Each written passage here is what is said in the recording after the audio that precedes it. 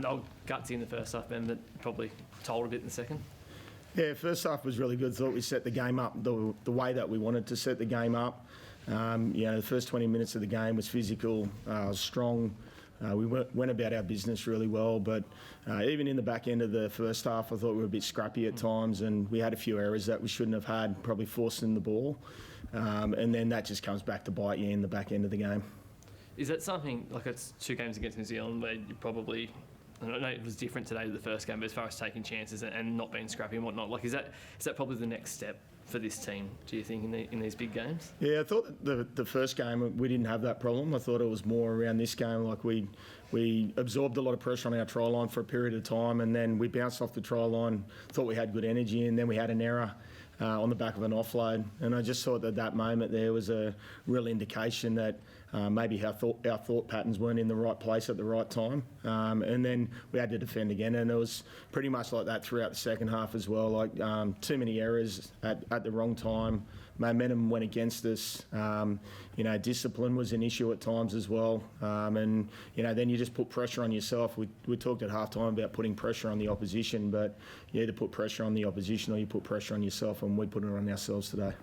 I don't think it decided the match, but just before half-time, would have made it a double-digit lead. What did you make of that call for the no try for Dean Mariner? I'll probably leave that one up to you guys to decide on. I think that you guys probably have an opinion of it yourself, and at the end of the day, when decisions are made on tries, it's the officials' jobs to make those decisions, and that's up to you guys to report on from there. Can I ask, over the past month, what have you learnt the most? What's the number one thing you reckon you've learned? Because there's been 3 pretty different games, right? A tight one there, then the very interesting game in Brisbane, and then today. What have you learned about this team? We've learnt that when we start well, we put ourselves in the game, and when we start physically, I think Test match footy, that's what it's about. It's about being physical at the start of the game to set the game up, and I thought we did that not so well in the first test, really well in the second, and really well today, and we put ourselves in a position to be in the game at half time. But we probably felt the same thing in the Tongan match as well. Like after half time, we took a little bit of time to get going, and I thought that today, like we missed the try just before half time. We had one just after half time as well, and I thought that we probably just lacked a little bit of get up and go after that to show the resilience to get back in the game and put ourselves back down on their try line. I think we only ended up down on their try line 2 or 3 times in the second half, and when you're defending your own try line for 10 or 12 sets, it just ends up being too much pressure and fatigue gets the better of you. I know you've just finished a game, but do you almost have one eye in excitement looking ahead to what is coming up next year? Like, you look at this squad now, you add Stephen Crichton back in, Hamiso Tabuai-Fidow, possibly Tino Fa'asuamaleaui. Are you excited about just how far this team can go and the journey they're on currently? Yeah, we've been excited the whole time, and like we've made no secret of the fact that we've been working towards getting to the World Cup to put our best foot forward.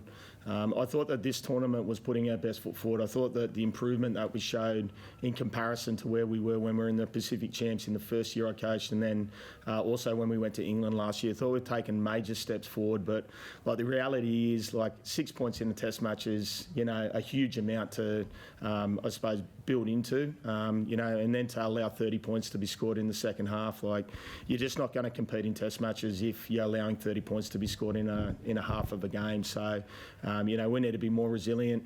We need to tackle better. And we need to be able to stop the offload. Like the offload today, I thought Joey Taps and Fish and Ice today were just phenomenal for them in terms of keeping the ball alive. Keano Keeney at the back doing the same thing. And when the opposition can offload like that, pretty much at will, you just put too much pressure on your own team and your own movements, and you end up having to make too many tackles, and you just make it too hard for yourself. Ben, on that note, look, and as Marty pointed to, like when you took over, it was always about building towards 26. Are you ahead of? Are you where you expected you to be? Are you behind where you thought you'd be at this point, looking to next year? I don't really know at the moment. I'll need to go back and look at this match, and then we go through a fairly strenuous review process of each tournament. We've done that the last 2 years. We'll do that again this year to try and put ourselves in a position so that we can be better come next year. Thought we made some good steps in some important areas. Thought our mental resolve was really good in the first game and the second game. Thought today it could have been a little bit better. And, in big matches, it's not just about the footy, it's also about the mental game and making sure that you're mentally in the moment, in the right moments in the match. And, I just thought that when we had those few things go against us, we probably weren't in the now or in the present. And that's something that we can definitely learn from for next year. I think this is tournament's giving everyone a bit of a taste for the World Cup, and obviously you guys are on the rise. New Zealand, though, are going to be hard to beat, aren't they? They've shown what they've shown in this tournament. Yeah, they're going to be very hard to beat.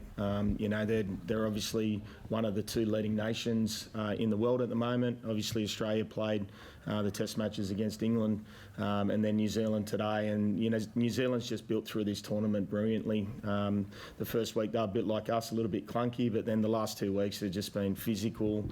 They've been powerful through the middle. They've been super hard to contain. So, they're going to be a real challenge to deal with in the World Cup. And obviously the Kangaroos have been playing England. Will you like another crack at England, given the tournament last year? We'd like another crack at everyone. That's what the World Cup's about. You get to challenge yourself against the best. At the moment, we're a little bit away from being the best, but we want to put our best foot forward against the best teams in the world. And I think that when we put our best team on the paddock and we have everyone available at the right time, I think that we're going to be able to go out there and challenge some of those teams to put real pressure on them and what they're made of. The Blue Army, they really turned up today. There's crowds of Samoan supporters. How are the boys doing now? The crowd was phenomenal. Like when we came in on the bus, we actually got stopped in traffic because the parade was coming in, and it was just like a flood of blue jerseys and blue and red flags crossing the road. Like we've never seen anything like it. But the support that we've had from the community, the Samoan community in Australia, Western Sydney this week, Brisbane, New Zealand, but also throughout the world, and the parades that we've had for our team to support our team, it doesn't go unnoticed. The boys see it.